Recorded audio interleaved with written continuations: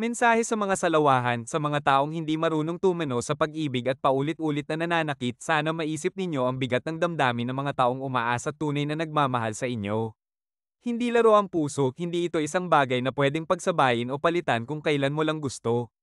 Hindi lahat ng tao kaya ang sakit ng pagtataksil. Hindi lahat makakabangon agad kapag iniwan. Kaya sana, bago ka magmahal muli, tanungin mo ang sarili mo, totoo ba talaga to, o isa na namang pansamantalang ligaya? Ang pagiging tapat ay hindi kahinaan, ito ay tanda ng tunay na pagkatao. Kung hindi mo kayang maging totoo, huwag kang mandamay ng taong ang hangad lang ay mahalin ka ng buo. Dahil kahit gaano ka kaganda o kagwapo, kung sa lawahan ka wala kang saysay sa taong marunong magmahal ng totoo.